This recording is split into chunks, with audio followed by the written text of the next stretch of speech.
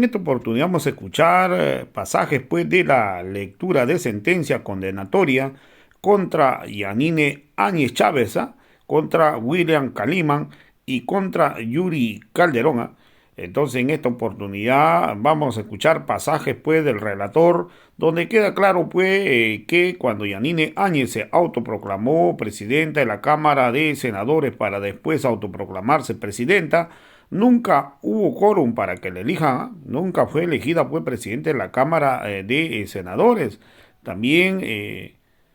uno, dos, tres, grabando. En esta oportunidad vamos a escuchar pasajes de la lectura de sentencia condenatoria contra Yanine Áñez Chávez y William Caliman y Yuri Calderón. Entonces aquí queda claro que nunca hubo quórum para que Áñez sea elegida presidenta de la Cámara de Senadores. También Yanine Áñez no estaba dentro de la línea de sucesión constitucional. Si se quería ver por el lado de sucesión constitucional, a ella no le caía para que asuma la presidencia. Entonces ella asumió de manera ilegal, se autoproclamó presidenta de la Cámara de Senadores. La misma secretaria general de la Cámara de Senadores, existe una secretaria general, ha dicho en su informe que nunca se instaló ninguna sesión para el día 12 de noviembre. O sea que ese día 12 de noviembre nunca hubo sesión. ¿Y cómo eligieron? ¿Cómo entonces Áñez eligió presidenta y presidenta de la Cámara de Senadores? Porque el que hace la citación no es Yanine Áñez ni nada. El que hace la citación y cita a cada uno de los miembros de la Asamblea es pues la secretaria general de la Cámara de Senadores. Y ella en su informe dice que ella desconoce que ese día no hubo nada. Entonces uno se pregunta, ¿cómo se eligió entonces Yanine Áñez? Entonces, el día de hoy se ha leído la lectura de sentencia con 10 años de cárcel pues, para Yanine Áñez Chávez y contra William Caliman y Yuri Calderón por incumplimiento de deberes y resoluciones contrarias a la ley. Entonces, vamos a escuchar pasajes de este relator para que ustedes mismos saquen su cuenta, pasajes pues del juez quien el día de hoy ya determinó la sentencia para la dictadora Yanine Áñez. MP20, MP50, informe 55, quebrado 2021, de 7 de mayo de 2021, informe técnico informático del asimismo por prueba MP99, se establece que en fecha 12 de noviembre la actual Yanine Áñez ya firmaba documentos en específico mediante dicha nota de fecha 12 de noviembre de 2021, instruye al general Caliman Williams Caliman Romero, el resguardo de los alrededores de la Asamblea Legislativa Plurinacional de forma ilegal, pues dicho acto de resguardo es propio del Grupo UCD de la Policía Boliviana. Que Yanine Áñez Chávez, sin encontrarse legalmente habilitada como presidenta de la Cámara de Senadores en fecha 12 de noviembre, a horas 8:30, tomó posesión de la oficina de la presidenta de la Cámara de Senadores, hecho probado con prueba MP8, consistente en el informe PRES número 01, quebrado 2019, de fecha 14 de noviembre de 2019, evocado por Agustín Gustavo Vallenuevo Contori, encargado de correspondencia de la presidencia de la Cámara de Senadores, que en sus partes pertinentes expresa que fecha 12 de noviembre de 2019, a horas 8:80, la asambleísta Yanine Áñez se encontraba en despacho de presidente de la Cámara de Senadores e instruyó que toda correspondencia sea recepcionada por Fabiola Saavedra y Jaime Zamora, hecho corroborado por el testigo de cargo del Ministerio de Gobierno, Agustín Gustavo Vallenuevo. Quien se ratifica en su informe emitido, también este hecho se corrobora mediante prueba MP66 del libro de novedades de fecha 11 y 12 de noviembre de 2019, donde se evidencia que la acusada Yanine Áñez Chávez ingresó y salió de la Asamblea Legislativa Plurinacional en varias oportunidades en la tarde del 11 de noviembre de 2019 y en la mañana del 12 de noviembre de 2019. Que mediante prueba MP4, informe CD-HE-007/2020.2021 de fecha 21 de enero de 2020, evacuado por Enrique Condori Pari, encargado del área de investigación de la Cámara de Diputados, que manifiesta y señala que no cuenta con grabación de audio y video de la proclamación de Yanine Áñez Chávez como presidenta del Estado Plurinacional, por no tener ninguna convocatoria a asamblea para la indicada fecha, corroborado por la prueba MP5, informe de fecha 21 de enero de 2020, emitido por José César Carita Vázquez, administrativo 2 de la Cámara de Diputados, quien señala que no es posible proporcionar grabación porque no existe una convocatoria a sesión de Asamblea Legislativa Plurinacional para el día 12 de noviembre de 2019. Hecho corroborado por la declaración del testigo de cargo del Ministerio de Gobierno, Enrique Condoripari, quien se ratificó en su informe que la Cámara de Diputados en fechas 11 y 12 de noviembre de 2019, mediante comunicado S.G.002/2019-2020, convocó a sesión ordinaria número 198 para el día martes 12 de noviembre de 2019, pero no se instaló ni desarrolló la sesión plenaria. Sin embargo, la diputada Margarita del Carmen Fernández Claure, segunda vicepresidenta de la Cámara de Diputados, asistida por el diputado Norman Lazarte, pretendieron instalar y llevar a cabo la 199 sesión ordinaria en dos oportunidades, a horas 12:00 y 15:30, y que en ambas oportunidades no se contó con el quórum mínimo reglamentario requerido, conforme al artículo 73 del Reglamento General de la Cámara de Diputados. Hechos probados por MP 19, comunicado 008, quebrado 2019-2020, MP 17, informe 015, quebrado 2020-2021, de fecha 27 de abril de 2021, y MP 18, 199 sesión ordinaria de fecha 12 de noviembre de 2019, donde figura como presidenta en el ejercicio de la Cámara de Diputados Fernández Claure Margarita del Carmen. Hechos también corroborados por la declaración del testigo del cargo de la Procuraduría General del Estado, Susana Rivers Guzmán, que manifestó que el día 11 de noviembre, en su calidad de presidenta en el ejercicio de la Cámara de Diputados, ante la denuncia de Víctor Borda, el mismo día había una convocatoria de la segunda vicepresidenta de Diputados que había convocado una sesión saltándola, y ante la imposibilidad de que sus colegas comparezcan el día 11, La Paz emite un comunicado que por fuerza mayor la convocatoria sea para el día siguiente, martes 12. Asimismo refiere que el 10, 11 y 12 de noviembre se encontraba en la ciudad de La Paz junto a Diana Salvatierra. Por otro lado, refiere que el 14 de noviembre presentó su renuncia, hecho que se encuentra en el relator. A través de la prueba de la MP24 se ha llegado a establecer que en la unidad de recursos humanos y el file personal de la servidora pública Yanina Áñez Chávez se verifica que no existe documentación legal o administrativa que acredite la condición de presidenta plurinacional de Bolivia. Que se ha llegado a establecer que la acusada no se encontraba en la línea de sucesión constitucional desde el plazo por parte del presidente del Estado Plurinacional de Bolivia, y se autodesignó inicialmente como presidente de la Cámara de Senadores y posteriormente como presidente del Estado. Plurinacional de Bolivia, sin que previamente y conforme al reglamento de la Cámara de Senadores y Diputados se hubiera otorgado el tratamiento correspondiente a las cartas de renuncia presentadas por Evo Morales Aima, Álvaro García Linera, Diana Salvatierra y Víctor Borda a los cargos de presidente, vicepresidente del Estado, presidente de la Cámara de Senadores y diputados respectivamente,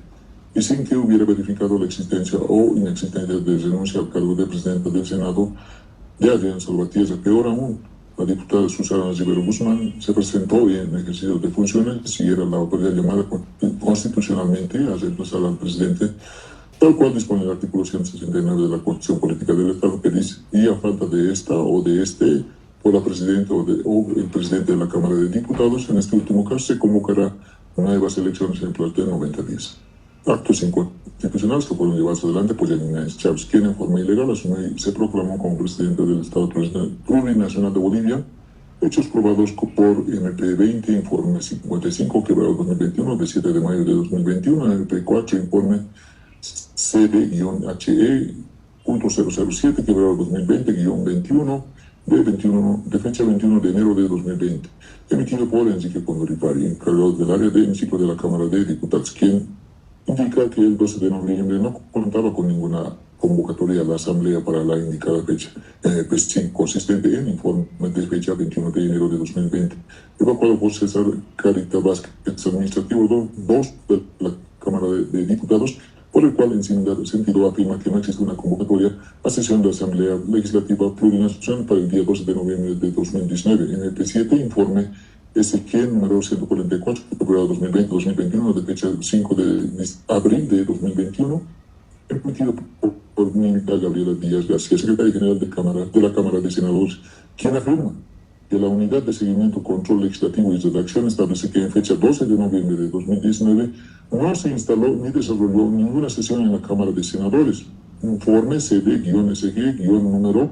015-2020-2021 de fecha 27 de abril de 2021. Domilenka Gresly Loaiza Martínez, profesional 1 de la Cámara de Diputados. Acredita en el primero que no hubo convocatoria ni un orden del día para sesión plenaria de los días 11 y 12 de noviembre de 2019. En el segundo, que en las fechas 11 y 12 de noviembre de 2019 no se instaló ni desarrolló ninguna sesión en plenaria. Que Yanine Áñez Chávez ilegalmente ha omitido cumplir con los artículos 3, principios y valores, artículos 19, inciso A, deberes, artículo 35, guión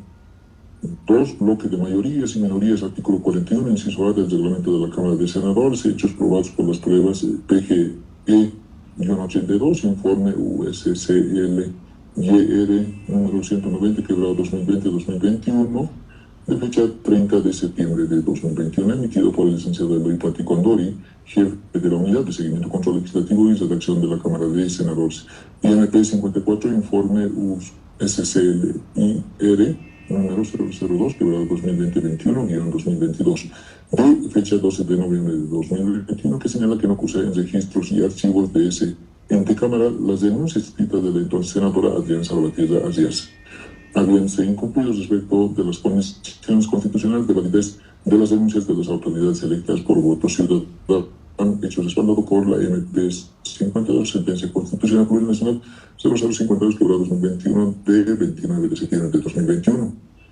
que se ha establecido a través de la prueba MP 80 que la acusada Yanine Áñez Chávez, de acuerdo al certificado TSE-SE-0-197-2021 de fecha 4 de octubre de 2021, la misma tenía la experiencia de haber ocupado el cargo de constituyente territorial desde la gestión 2006 por la organización política Podemos, al cargo de senadora titular por el departamento del Beni en la gestión 2009 por la organización política PPB-Convergencia, y el año 2014 nuevamente como senadora titular por el departamento del Beni por la organización política UD. Es decir, tenía amplia experiencia y conocimiento respecto a los procedimientos en la Cámara de Senadores y la aplicación de su reglamento. En consecuencia, se tiene probado que la acusada Yanine Áñez Chávez, si bien la misma ejercía el cargo de segunda vicepresidenta del Senado, la misma tenía la obligación inicialmente de convocar con 24 horas de anticipación a la correspondiente sesión número 198, para que los senadores titulares puedan tener conocimiento de dicha convocatoria para que se hagan presentes los mismos, o en caso de no concluir puedan solicitar la correspondiente licencia y habilitar al senador suplente. Asimismo, no se observó el cumplimiento de la conformación mínima del directorio para la instalación de las sesiones, la cual se encuentra claramente establecida que es un amplio y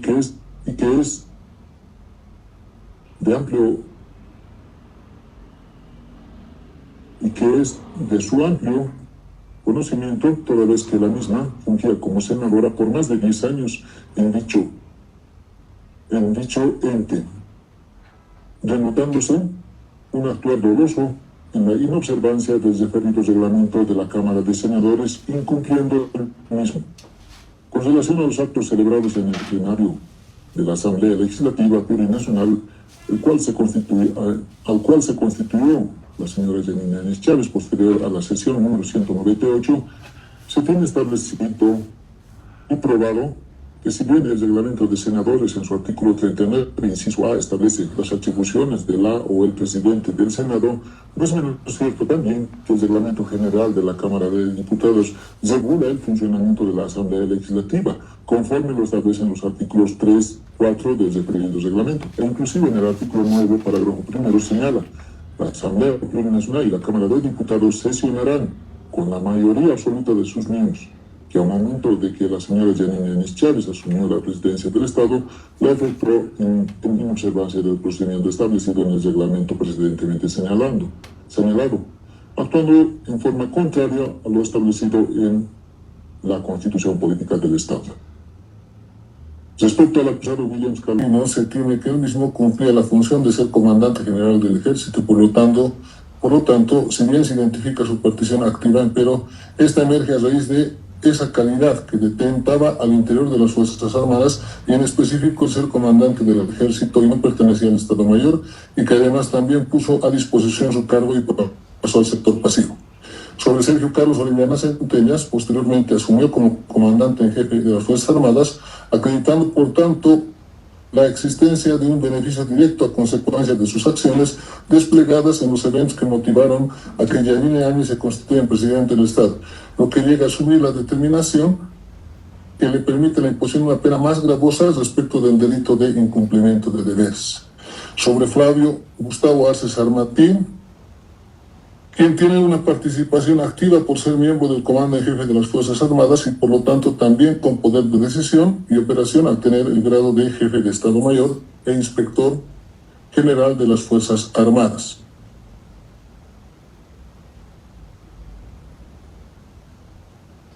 Mel Fernández.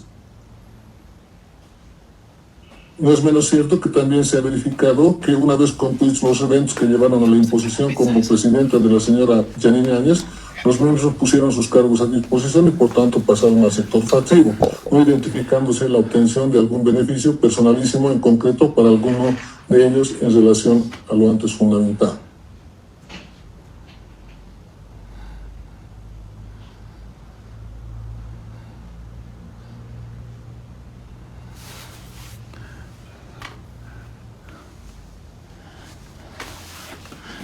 Debiéndose ampliar y agravar la pena respecto del delito de incumplimiento de deberes en contra de Jorge Hernández, en el sentido de que él mismo ejercía la calidad de inspector general de las Fuerzas Armadas. Ahora bien, en el análisis de la personalidad de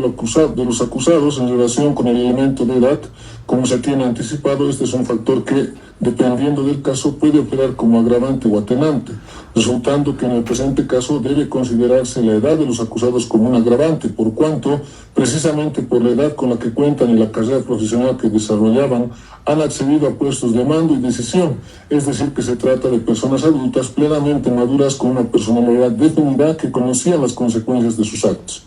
Por regla general, es considerada como circunstancia agravante, pues el reproche será mayor cuando el autor ha tenido acceso a la educación y por lo tanto ha disminuido su vulnerabilidad al sistema penal,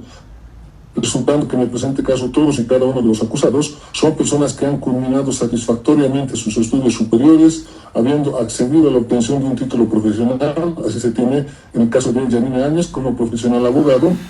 y por ello, de acuerdo a las reglas de la experiencia, se tiene que conocer la normativa que debió ser respetada en la sucesión constitucional. Máxime si se considera su experiencia en el ejercicio de la función de senadora del Estado y como constituyente. En el caso de Yuri Vladimir Calderón Mariscal, el mismo producto de su carrera profesional como oficial de policía, no solo que ha concluido su carrera profesional, sino que ha accedido a la máxima investidura de comandante general de dicha fuerza policial, lo que hace ver que tiene conocimiento y dominio sobre los deberes y obligaciones de esa posición de mando, en similar sentido en relación a todos y cada uno de los militares, los mismos que producto de su carrera han llegado en los hechos a los máximos puestos de decisión al interior de las Fuerzas Armadas, teniendo posición jerárquica de mando, lo que hace que conozcan adecuadamente sus deberes y obligaciones, por lo que se considera en el caso de todos los acusados esta circunstancia de la educación como agravante. En lo que se refiere a la posición económica, corresponde referir que por el nivel jerárquico en el que desarrollan sus actividades, los acusados en el momento de haberse cometido los hechos ilícitos que se han comprobado como su responsabilidad, dicha situación debe ser considerada como agravante. Sobre el elemento mayor o menor gravedad del hecho, que tiene que ver con lo previsto con el artículo 38, inciso 2 del Código Penal, es decir, la naturaleza de la acción, los medios empleados, la extensión del daño, el peligro corrido, se tiene que en el caso específico que nos ocupa, más allá de la calificación jurídica de los hechos, es un hecho de alta gravedad, ya que como se tiene anticipado, ha quebrantado el orden constitucional, generándose en lo posterior lesiones a la constitución política del Estado, por lo que estamos frente a hechos de altísima gravedad. Para concluir, no se puede perder de vista que Caso todos y cada uno de los acusados cuenta con las familias correspondientes en su entorno y que se ha asumido de manera favorable la imposición de la pena a fijarse.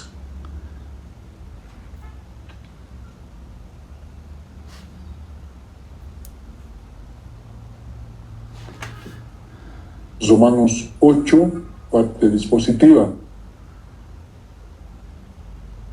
Por tanto, el Tribunal de Sentencia Anticorrupción, primero de la Ciudad de La Paz, administrando justicia en nombre del Estado Plurinacional de Bolivia, en virtud de la jurisdicción ordinaria que por ley ejerce por voto unánime de sus integrantes, falla y declara sentencia condenatoria de los acusados Williams Carlos Calimán Romero, con cédula de identidad 1076050 La Paz; Vladimir Yuri Calderón Mariscal, con cédula de identidad número 2698853 Chuquisaca; Yanine Áñez Chávez, con cédula de identidad número 3281749 Santa Cruz de Generales de Ley, establecidas en el encabezamiento de la presente resolución, de los delitos de resoluciones contrarias a la Constitución y a las leyes, artículo 153, e incumplimiento de deberes, artículo 154 del Código Penal, en aplicación estricta del artículo 365 del Código de Procedimiento Penal, porque la prueba aportada y producida en juicio ha sido suficiente para generar en el tribunal la plena convicción sobre su participación y responsabilidad penal en el referido ilícito, condenándolos a la pena privativa de libertad de 10 años a cumplir en el Centro Penitenciario de San Pedro de la Ciudad de La Paz y en el Centro de Orientación Femenina de Miraflores, respectivamente, a partir de la fecha hasta el 10 de junio de 2032. Misma que será ejecutada y cumplida desde el momento de su detención, sin perjuicio de computarse como parte de la pena impuesta el tiempo que hubiera estado detenidos en sede policial u otro recinto penitenciario, más pago de daños y costas a calificarse en ejecución de sentencia. Asimismo, falla y declara sentencia condenatoria de los acusados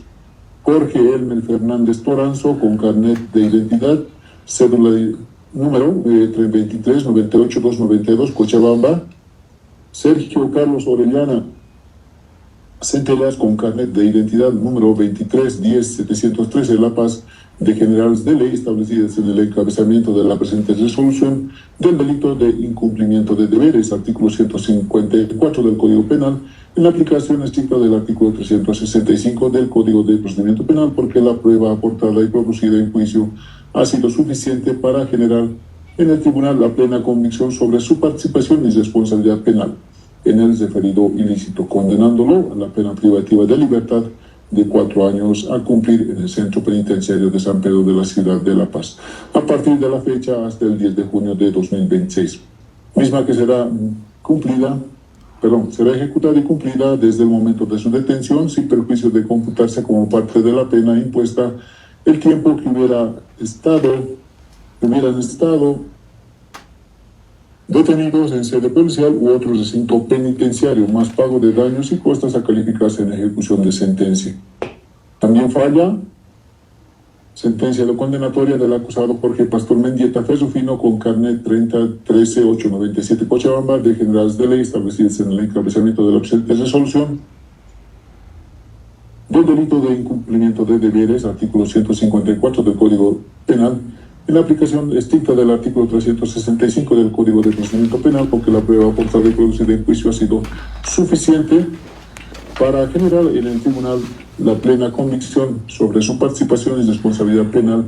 en el referido ilícito, condenándolo a la pena privativa de libertad de 3 años a cumplir en el Centro Penitenciario de San Pedro de la Ciudad de La Paz, a partir de la fecha hasta el 10 de junio de 2025, misma que será ejecutada y cumplida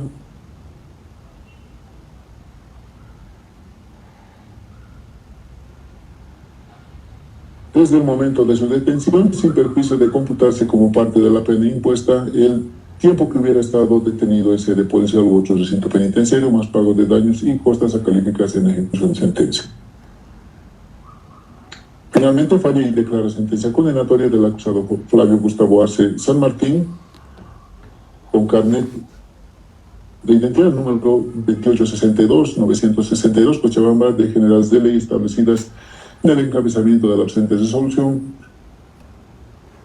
por el del delito de incumplimiento de deberes, artículo 154 del Código Penal, en aplicación estricta del artículo 365 del Código de Procedimiento Penal, porque la prueba aportada y producida en juicio ha sido suficiente para generar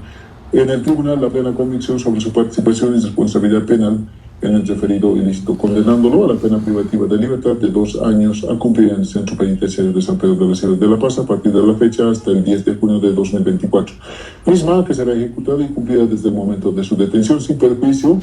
de computarse como parte de su pena impuesta el tiempo que hubiera estado detenido en sede policial u otro recinto penitenciario, más pago de daños y costas a calificarse en ejecución de sentencia.